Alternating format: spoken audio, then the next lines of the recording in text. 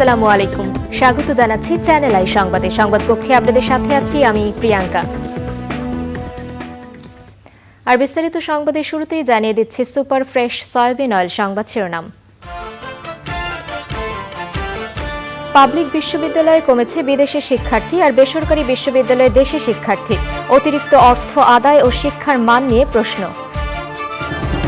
পাবনায় ডাকাতির অভিযোগে বিশ্ববিদ্যালয়ের ছাত্রসহ ৩ জন গ্রেফতার। বিদেশি চ্যানেলের অনুষ্ঠান দেখে ডাকাতির কৌশল রপ্ত জানিয়েছে পুলিশ।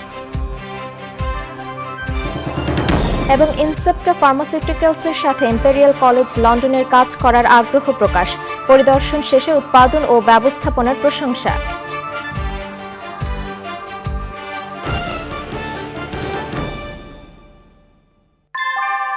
কুয়াশায় সাল চুইয়ে পানি আর কত হয়রানি আছে সমাধান। বসত ঘরে লাগাও, আনো আসি। সংবাদ শিরোনামগুলো জানাচ্ছিলাম। এখনকার এই সংবাদ আয়োজন একই সঙ্গে চ্যানেল আই ইউটিউব চ্যানেলে ও ইউটিউবে লাইভ স্ট্রিম হচ্ছে। চলে যাচ্ছে বিস্তারিত সংবাদে। পাবলিক বিশ্ববিদ্যালয়ে কমেছে বিদেশি শিক্ষার্থী আর বেসরকারি বিশ্ববিদ্যালয়ে দেশি শিক্ষার্থী। বিশ্ববিদ্যালয় মঞ্জুরি কমিশন বলছে, বিশ্বের সেরা বিশ্ববিদ্যালয়গুলোর তালিকায় পাবলিক বিশ্ববিদ্যালয়ের নাম না থাকায় বিদেশি শিক্ষার্থীদের শিক্ষা গ্রহণে আগ্রহ কমেছে। আর অতিরিক্ত অর্থ আদায়, শিক্ষার মান নিয়ে প্রশ্ন থাকায় দেশি শিক্ষার্থী কমেছে বেসরকারি বিশ্ববিদ্যালয়ে। মোস্তফা মনিকের রিপোর্টে। দেশে বর্তমানে পাবলিক বিশ্ববিদ্যালয় 50টি আর বেসরকারি বিশ্ববিদ্যালয় 108টি। গত 10 বছরে পাবলিক বিশ্ববিদ্যালয়ে বিদেশি শিক্ষার্থী কমেছে, কিছুটা বেড়েছে বেসরকারি বিশ্ববিদ্যালয়ে। 2012 সালে পাবলিক বিশ্ববিদ্যালয়ে বিদেশি শিক্ষার্থীর সংখ্যা ছিল 525, 2013-তে কমে হয় 326। 2015 ও 2016 সালে বিদেশি শিক্ষার্থী কিছুটা বাড়লেও 2017-তে আবারও কমে যায়। 2020 সালে দেশের পাবলিক বিশ্ববিদ্যালয়ে বিদেশি শিক্ষার্থী ছিল 776 জন, আর 2021-এ তা কমে হয়েছে 677 জন। আমি যদি বিদেশি শিক্ষার্থীর কথা বলি, যেটা বাংলাদেশে কমছে, এটা বাস্তবতা। এই বাস্তবতাকে অস্বীকার করার সুযোগ নাই। তার কয়েকটা কারণ আছে। একটা যদি আমি প্রথম বলি যে বৈশ্বিক কারণ, যে প্যান্ডামিক শুরু হওয়ার পর থেকে আপনার শিক্ষার্থী বাংলাদেশ থেকে যাওয়া বা বিদেশ থেকে আসার এর প্রবণতাটা কমে গেছে। আন্তর্জাতিকভাবে যখন দেখে যে র্যাঙ্কিংয়ে আমরা পিছিয়ে আছি, স্বাভাবিক তাদের তখন আগ্রহ কমে যায়। ইন্টারনাল র্যাঙ্কিং আমাদের যে 162টা বিশ্ববিদ্যালয়, এদের মধ্যে একটা ইন্টারনাল র্যাঙ্কিং সিস্টেম চালু হলো, তো তারা জানবে আসলে বাংলাদেশে কোন বিশ্ববিদ্যালয় কোন পর্যায়ে আছে, তাহলে সে সার্চ করে এই দেশে আসবে। বাংলাদেশ বিশ্ববিদ্যালয় মঞ্জুরি কমিশনের 48তম বার্ষিক প্রতিবেদনে 2021 সাল পর্যন্ত সরকারি বেসরকারি বিশ্ববিদ্যালয়ের এরকম নানা তথ্য দেয়া হয়েছে। গত 10 বছরে বেসরকারি বিশ্ববিদ্যালয়ে দেশি শিক্ষার্থী কমেছে। 2012 সালে 60টি বেসরকারি বিশ্ববিদ্যালয়ে শিক্ষার্থী ছিল 3,14,640 জন। 10 বছর পর 2021 সালে 108টি বিশ্ববিদ্যালয়ে শিক্ষার্থী কমে দাঁড়ায় 3,10,107 জন। তো এখানে শুধুমাত্র করোনাকে দায়ী করে হবে না, আমাদের স্বীকার করে নিতে হবে যে আমাদের বিশ্ববিদ্যালয়গুলোতে মানের বিশাল একটা প্রশ্ন আছে। না হলে আমরা কেন আন্তর্জাতিক মানের কাছাকাছি যেতে পারি না? 2020-এর তুলনায় 2021-এ পাবলিক বিশ্ববিদ্যালয়েও দেশি শিক্ষার্থী কমেছে। 2020 সালে 50টি পাবলিক বিশ্ববিদ্যালয়ে শিক্ষার্থীর সংখ্যা 43,62,187 জন হলেও 2021 সালে পাবলিক বিশ্ববিদ্যালয়ে শিক্ষার্থী কমে যায় 5.29%। Mostafa Mallik, channel I, Dhaka. পাবনায় দিন দুপুরে বাসাবাড়িতে ডাকাতির অভিযোগে পাবনা বিজ্ঞান ও প্রযুক্তি বিশ্ববিদ্যালয়ের ছাত্রসহ 3 জনকে গ্রেফতার করেছে পুলিশ। ভারতীয় টেলিভিশন চ্যানেলের ধারাবাহিক অনুষ্ঠান ক্রাইম পেট্রোল দেখে তারা ডাকাতির কৌশল রপ্ত করে বলে জানিয়েছে পুলিশ। পাবনা প্রতিনিধির পাঠানো তথ্য ও ভিডিও চিত্রে যাযাবর মিন্টুর রিপোর্ট।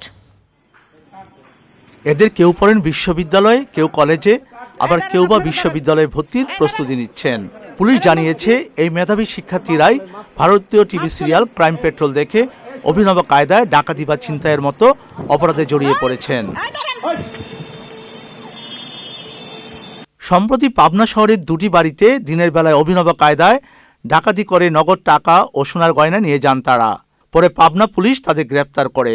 তার হাত পা এবং মুখে কষ্টেপ দিয়ে বেঁধে ফেলে চাকু গলায় ধরিয়ে ভয় দেখে তার কাছ থেকে নগদ টাকা ৭২,০০০ টাকা এবং স্বর্ণালঙ্কার 4 ভরির উপরে, এইটা তারা ওখান থেকে নিয়ে দ্রুত পালিয়ে যায়।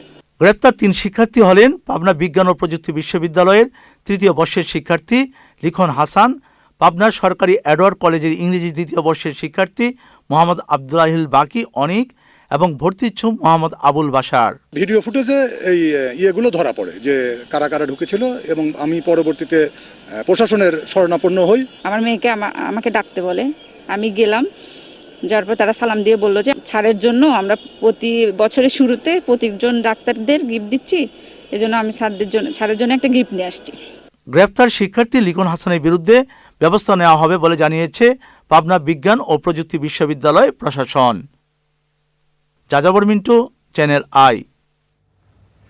বিশ্বের শীর্ষস্থানীয় চিকিৎসা শিক্ষা ও গবেষণা প্রতিষ্ঠান ইম্পেরিয়াল কলেজ লন্ডন দেশের স্বনামখ্যাত ওষুধ প্রস্তুতকারক প্রতিষ্ঠান ইনসেপ্টা ফার্মাসিউটিক্যালসের সাথে কাজ করার আগ্রহ দেখিয়েছেন। ইম্পেরিয়াল কলেজ লন্ডনের সংক্রমণ রোগ বিভাগের গবেষক দলের প্রধান প্রফেসর রবিন শ্যাটক ধামরাই ও সাভারে ইনসেপ্টার ভ্যাকসিন ও ওষুধ উৎপাদন এবং জীবাণুমুক্তকরণ ব্যবস্থা পরিদর্শন করে বলেছেন, ইনসেপ্টার ব্যবস্থাপনা প্রশংসনীয়।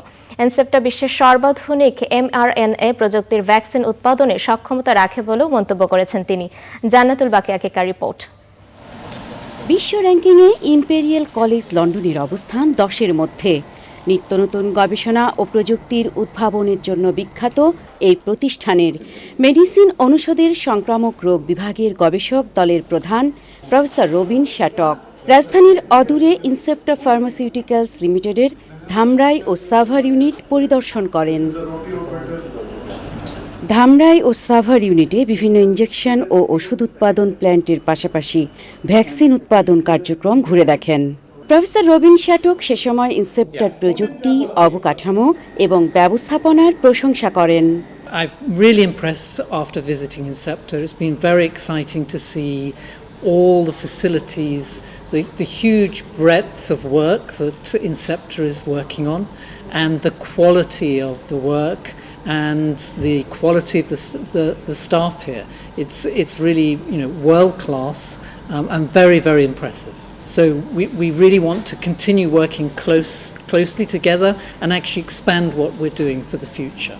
ইম্পেরিয়াল কলেজ লন্ডনের এই গবেষকের নেতৃত্বে সর্বাধুনিক জিন প্রযুক্তির ব্যবহার করে নানা উদ্ভাবনের কাজ চলছে। এরই ধারাবাহিকতায় সর্বাধুনিক প্রযুক্তি mRNA ভ্যাকসিন তৈরিতে ইনসেপ্টা ফার্মাসিউটিক্যালসের বিজ্ঞানীদের সাথে কাজ করার কথা জানান তিনি। To start preparation of new vaccines in Incepta, I think that can be done relatively quickly with existing technology, and we've been talking about some of that today for some bacterial vaccines, but we're also interested in bringing newer technology, and what I've been impressed by Incepta is their ability to take on new challenges and to improve on existing processes to make them more efficient, more cost effective. Imperial কলেজের এই গবেষক দলের নেতৃত্বে ইনসেপ্টার বিজ্ঞানীরা নিরবিচ্ছিন্নভাবে কাজ করছেন। নারীদের জরায়ুমুখের cancer প্রতিরোধে ইনসেপ্টার তৈরি ভ্যাকসিন এরই মধ্যে বাজারে এসেছে। এখন চলছে জরায়ুমুখের ক্যান্সার চিকিৎসায় আরও কার্যকর প্রতিষেধক এবং ডায়রিয়া প্রতিরোধে সর্বাধুনিক প্রযুক্তির ভ্যাকসিন তৈরির কাজ।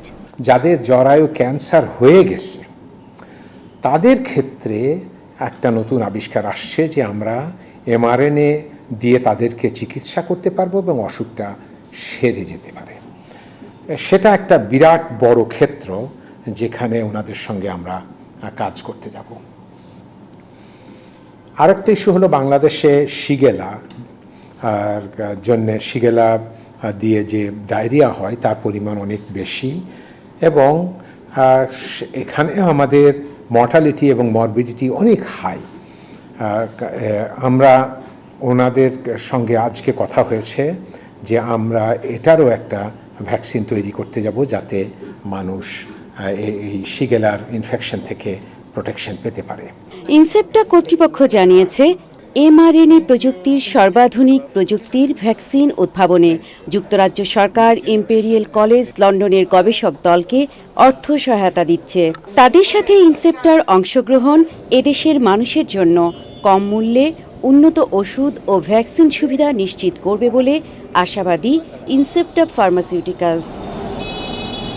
জান্নাতুল বাকিয়া কেকা, চ্যানেল আই, ঢাকা। রাজধানী ঢাকার হেয়ার রোডে পরিকল্পনা মন্ত্রীর সরকারি বাসভবনে দীর্ঘদিন ধরেই চলছে ছাদ কৃষি অনুশীলন, যা এখন আর শুধু পারিবারিক পুষ্টি চাহিদা পূরণের মধ্যে সীমাবদ্ধ নেই, সামগ্রিক সুস্থতা ও সামাজিক দায়িত্ব হিসেবে কার্যকরী করে তুলেছেন আয়োজনটিকে। শাইখ সিরাজের ছাদ কৃষি রিপোর্ট। মন্ত্রীপাড়ায় সরকারি বাসভবন নিকেতন, এখানে 4000 বর্গফুটের ছাদে চলছে কৃষির অনুশীলন। পরিকল্পনা মন্ত্রী এম এ মান্নান ও তার স্ত্রী জুলেখা মান্নান এবার শীতকালীন শাকসবজিতে সমৃদ্ধ করেছেন কৃষির এই আয়োজনটিকে। ফুলকপি, বাঁধাকপি, ব্রকলি, কপি জাতীয় কপি, আর এখানে শাকও আছে, আর ধনেপাতা প্রচুর হয়েছিল, এখন খাওয়া হয়ে গেছে অনেক। এবার ড্রাগনও অনেক হয়েছিল। ড্রাগন প্রায় আমাদের প্রথমবার 25টা মতো আসলো, তারপরে বোধহয় 30টা, তারপরে এবার 20টা। ছাদ কৃষির মতো ইতিবাচক অনুপ্রেরণাকে এগিয়ে নিতে সরকার নানাভাবেই কাজ করছে বললেন পরিকল্পনা মন্ত্রী। ইতিবাচক মোটিভেশন, এই যে কৃষি তো এমনি আমাদের নজর ছিল, আপনার এটা স্বীকার করা উচিত, ইউ হ্যাভ কন্ট্রিবিউটেড ট্রিমেন্ডাসলি, এই যে সেটা বলা উচিত। আর সরকার প্রধান যখন রিপিটেডলি বলছেন, এতে হয়তো মানুষের নজরটা সবার আসবে, অনেকেই আসবে।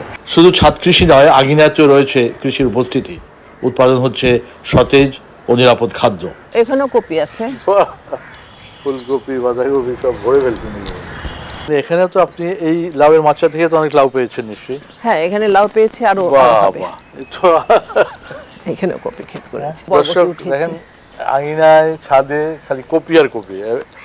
এইগুলো কিন্তু সব বাংলা কলা, খুবই টেস্ট। এইটা চালতা, ওই যে গাছে চালতা ঝুলছে। তারা উপলব্ধি করছেন কৃষির বহুমুখী প্রয়োজনীয়তার কথাও। ছাদ কৃষি অনুশীলন সামগ্রিকভাবে সুস্থতার জন্য একটা বড় নিয়ামক, আর তা যদি হয় সরকারের নীতি নির্ধারণী পর্যায়ের মন্ত্রিপরিষদের সদস্যবৃন্দ তাদের হাত দিয়ে, তবে সেটি অন্যদের জন্য হতে পারে অনুকরণীয়। গেলবার এই ছাদ কৃষি থেকে আপনাদেরকে যা তুলে ধরেছিলাম তার বর্ধিত সার এবার এসে আপনাদেরকে দেখালাম।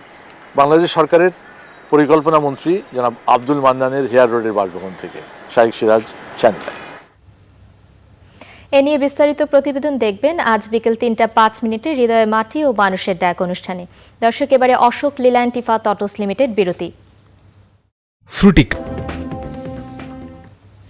এবারে কৃষি সংবাদ।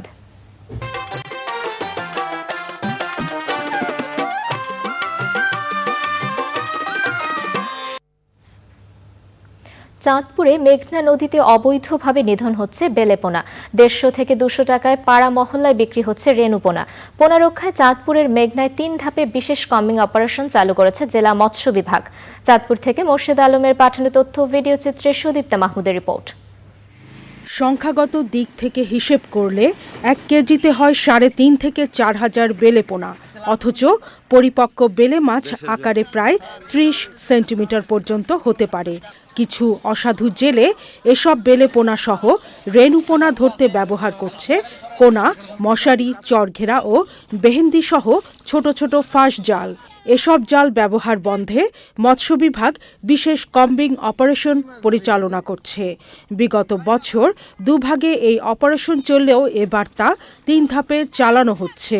এই অভিযানে আমরা বিভিন্ন ধরনের জাল, যেগুলো নিষিদ্ধ জাল, যেমন কারেন্ট জাল, মশারি জাল, মেহেন্দি জাল, চরঘেরা জাল, এই বিভিন্ন যে ক্ষতিকারক জালগুলো আমরা এটা নদীতে পাচ্ছি এবং আমরা স্থলেও অভিযান চালানো হচ্ছে। এবং এটা আপনারা জানেন, জেলা প্রশাসন, কোস্টগার্ড, নৌ পুলিশ, জেলা পুলিশ এবং মৎস্য অধিদপ্তর সম্মিলিতভাবে এই অভিযানটা পরিচালিত করছে এবং আমরা বিপুল পরিমাণে এই জাল আমরা পাচ্ছি এবং আমরা এটা নির্বাহী ম্যাজিস্ট্রেটের উপস্থিতিতে আমরা ধ্বংস করছি এবং এর সাথে কিছু জাটকা ধরা পড়ছে। আমাদের এই অভিযান অব্যাহত চলবে এবং আশা করি যে এর মাধ্যমে আমাদের এই ছোট মাছগুলো রক্ষা পাবে। চাঁদপুর শহরের পুরান বাজার, হরিসভা, বহরিয়া, হরিণাঘাট ও কালীখোলা এলাকায় অনেক জেলে এসব জাল ব্যবহার করে পোনা নিধন করছে। আমরা তো এটা আল্লাহ পাকের দান জিনিস, এটা আমরা ধরি, আমাকে ব্যবসা এটা। আমরা তো কাস্তি মাছ, তো এটা বড় হয় না ভাই, কাস্তি মাছ ধরি আমরা। অভিযানের সময় যদি অভিযান জালরা ঠিক পালন করে, এখন যদি অভিযান যদি জালরা ধরে মনে লিয়া জায়গা, তো জালরা খাইয়া বাঁচবো কি? একটি নির্দিষ্ট সময় পর্যন্ত চলবে combing operation. Sudipta Mahmud, channel I. এখন দেখবেন প্রকৃতি সংবাদ।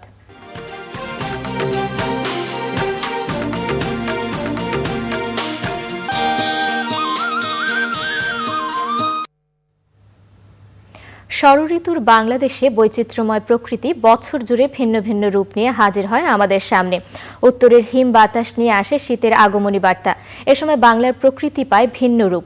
প্রকৃতি সংবাদে দেখুন বাংলাদেশের শীতকাল নিয়ে শিহাব।